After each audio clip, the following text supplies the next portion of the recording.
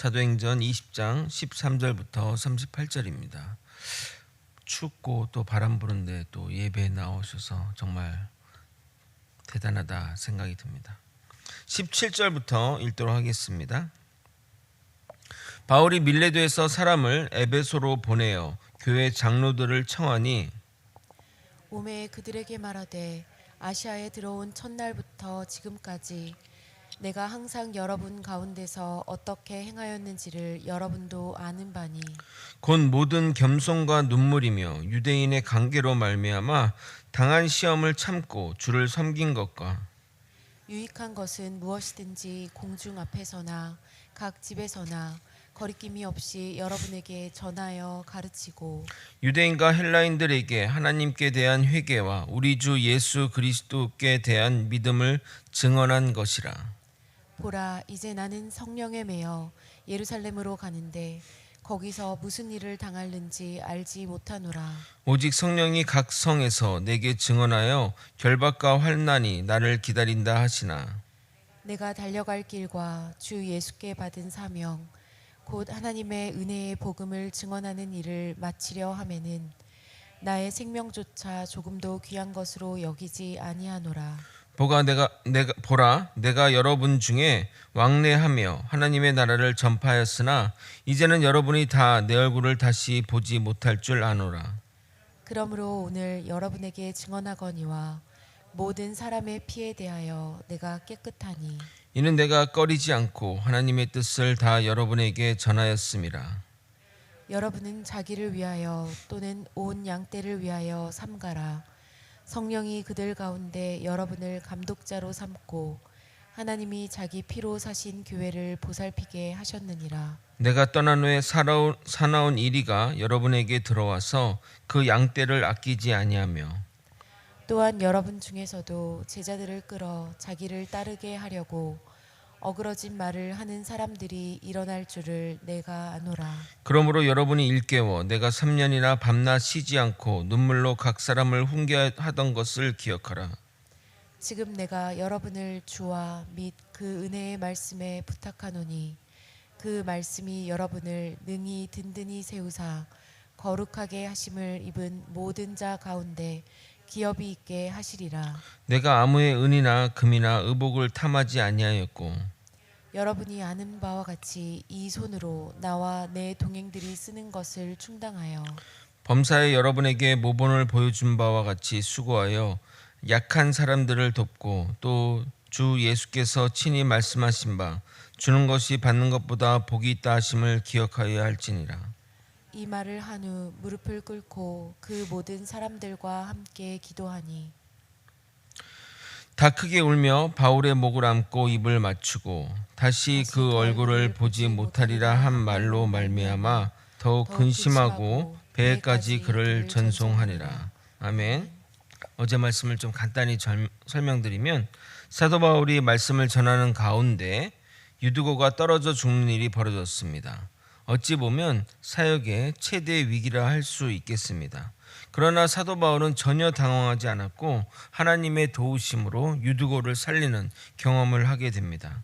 정말 놀랄 만한 일이고 또 그 일이 자랑할 만한 일임에도 불구하고 전혀 요동하지 않고 복음 전파에 애를 씁니다. 복음 전파자의 진정성이 느껴지는 모습이라 하겠습니다. 오늘은 에베소 교회 장로들과 사도 바울의 눈물 어린 헤어짐의 시간을 가지면서 사도 바울이 하는 연설의 주요 내용을 다루고 있습니다. 이제 사도행전이 종반을 향해 가는데 그의 연설을 읽으면서 저는 설교를 준비하면서 좀 눈물이 났습니다. 연설의 세부적인 의미가 무엇인지 살피는 것이 무슨 의미가 있겠는가 생각이 들었습니다. 지난 사도 바울의 행적을 잘 아는 우리들에게 연설에 대한 기본적인 내용 또 그 배경적인 내용들을 설명하고 전체적인 내용을 살핀 다음에 사도 바울의 연설을 읽어드리고 오늘 설교를 마치려고 합니다. 개역 개정보다는 우리말 성경으로 읽어드리면 더 감동이 있을 것 같아 그것을 읽고 설교를 마치도록 하겠습니다. 간단한 본문에 대한 설명입니다. 13절부터는 드로아에서 밀레도까지의 세부 여정에 대한 기록입니다. 이동의 여정이 중요하다 보기 어렵게 사진을 보시게 되면 이렇게 이 과정을 겪어서 이 밀레도로 도착한 것을 알 수 있습니다. 그런데 특이한 점은 다른 이들은 배를 타고 태워보내고 바울 혼자 드로아에서 아소까지 걸어간 것입니다. 약 32km 정도의 그 거리인데 하루 꼬박 걸리는 거리를 혼자 걸어간 이유가 무엇일까요? 그러니까 모든 팀들은 다 배 태워서 보내고 자신은 걸어가겠다고 하면서 그 혼자 그 길을 걸어간 것입니다. 이어지는 설교 가운데 확인할 수 있는 것은 혼자 걸으면서 자신의 지난 사역을 돌아보며 앞으로 일어날 일들의 대비, 그리고 자신의 사명에 대한 다짐을 하지 않았을까 추론해 봅니다. 바울의 연설 가운데 성령님이 앞으로 일어날 일들에 대해 알게 해준 것이 있다고 고백하는데, 그것 또한 이 시간들, 혼자 이렇게 걷는 그 시간 가운데, 기도 가운데 알게 된 것이 아닌가 짐작합니다. 사도 바울은 누구보다 에베소를 들르고 싶었겠지만 오순절 전까지 예루살렘에 돌아가려고 일부러 에베소를 들르지 않았습니다. 만약 들렀다고 한다면 그를 붙잡고 성도들이 놓아주지 않을 것을 알았기 때문입니다. 대신 사람을 보내 에베소 교회의 장로들을 에베소에서 가까운 밀레도로 부르게 됩니다. 밀레도는 이 아시아 주에서, 아시아 지역에서 에베소 다음으로 큰 항구 도시입니다. 사도 바울은 에베소에서 3년 동안 사역했습니다. 예수님의 3년의 사역 가운데 12명의 사도, 12명의 제자를 길러낸 것처럼 사도 바울도 3년의 시간 동안 양육을 통해 에베소 교회의 장로들을 키운 것입니다. 당시 장로들은 교회의 예배를 관장하고 교회의 제반 업무를 총괄하였습니다. 즉, 목회와 교회 행정 관리를 함께한 것입니다. 초대 교회 때는 장로와 감독의 직분이 구별이 없었는데 그 이유는 당시에는 영적 지도자가 부족했기 때문에 장로가 이 감독, 목사의 역할들을 함께 한 것이고, 점차적으로 감독과 또 장로직이 구분되게 됩니다. 혹 이것을 가지고 장로와 목회자를 나누는 것이 문제라고 말하는 사람들이 있는데, 그냥 역사성, 그러니까 그 시대의 그 일과 또 지금의 일들을 단순 비교해서 지금 과거와 이것이 다르다 이렇게 얘기하면 할 말이 없는 거죠. 거기 이제 발전해 나가는 그 과정 속에서 지금의 형태가 모여지게 된 겁니다. 즉, 우리의 지금의 어떤 이 모습들은 과거의 어떤 것들의 그 결과물이라는 겁니다. 갑자기 없는 것들을 툭 해서 한 것이 아니라 이런 과정 속에서 이루어진 것이라는 겁니다. 그래서 목사란 직책이 성경에 없다 이렇게 얘기하는 유명한 사람이 그렇게 얘기를 하는데 말도 안 되는 것이고, 이런 이 과정 속에서 이루어졌다는 것을 이해하셔야 됩니다. 마치 시골교회에 목회자가 없어 성도들이 유초동부를 맡아서 이렇게 하는 것처럼 과거에도 그런 상태라 생각하면 되겠습니다. 사도 바울의 연설의 내용을 크게 정리하면 먼저 에베소에서 행한 자신의 사역을 회상합니다. 유대인들의 박해에도 불구하고 자신의 맡은 소명을 완수했다고 진술합니다. 다음의 내용은 예루살렘으로 가려는 계획을 말합니다.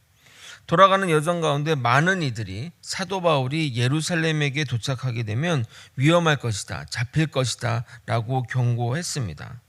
고린도에서 수리아로 가는 배에서도 자객을 보내 바울을 살해하겠다는 내용까지 듣고 육로로 가야 했을 정도입니다. 계속해서 사람들과 분리해서 움직이는 것은 많은 사람이 다니는 것이 오히려 위험했기 때문입니다.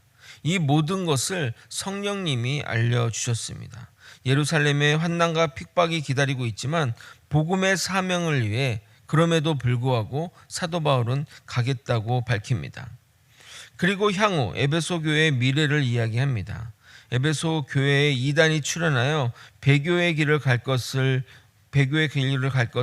유혹할 것이니 조심하라고 이야기합니다. 마지막으로 에베소 교회에 대한 축복과 믿음이 약한 자들을 당신 장로들이 붙들어 달라고 당부하며 말을 끝냅니다. 사도 바울 편지 곳곳에 에베소 교회 성도들에 대한 사랑이 담겨 있음을 확인할 수 있습니다. 자, 그러면 연설의 내용을 제가 우리말 성경으로 읽어드리고 설교를 마치도록 하겠습니다. 여러분은 내가 아시아에 들어온 첫날부터 지금까지 여러분 가운데서 어떻게 살아왔는지 잘 알고 있습니다.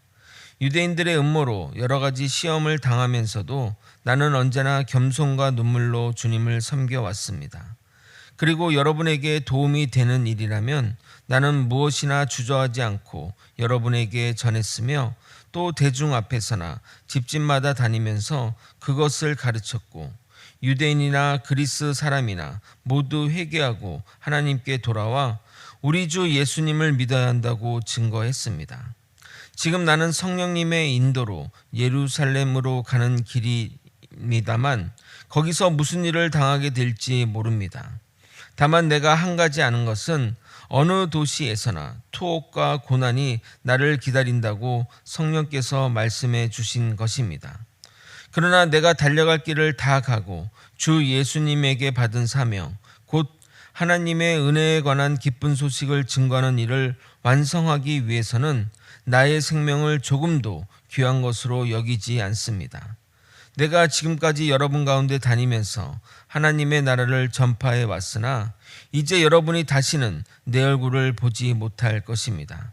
그래서 오늘 내가 여러분에게 분명히 말해두지만 여러분 가운데 누가 멸망한다고 해도 그것은 내 책임이 아닙니다. 왜냐하면 내가 하나님의 모든 계획을 하나도 남김없이 다 여러분에게 전해 주었기 때문입니다. 여러분은 자신과 양떼들을 위해 조심하십시오.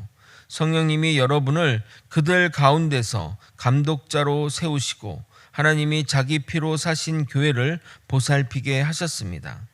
내가 떠나고 나면 사나운 이리떼 같은 거짓 선생들이 여러분 가운데 들어와 양떼를 사정없이 해칠 것이며 여러분 중에서도 그와 같은 사람들이 일어나 그릇된 것을 가르쳐서 신자들을 꿰어내어 자기들을 따르게 할 것입니다. 그러므로 여러분은 정신을 바짝 차리고 내가 3년 동안이나 밤낮 쉬지 않고 각 사람을 눈물로 훈계하던 것을 기억하십시오. 이제 내가 하나님과 그의 은혜의 말씀에 여러분을 맡깁니다. 그 말씀은 여러분의 믿음을 든든히 세우고 모든 성도들이 얻은 하늘나라의 축복을 여러분에게 줄 수 있을 것입니다. 나는 그 누구의 은이나 금이나 의복을 탐내지 않았습니다. 여러분도 알다시피 나는 나와 내 일행이 필요한 것을 손수 벌어서 썼습니다. 이처럼 내가 모든 일에 모범을 보였으니 여러분도 주는 것이 받는 것보다 복이 있다는 주 예수님의 말씀을 기억하고 열심히 일하여 약한 사람을 도우십시오. 말씀을 정리하겠습니다.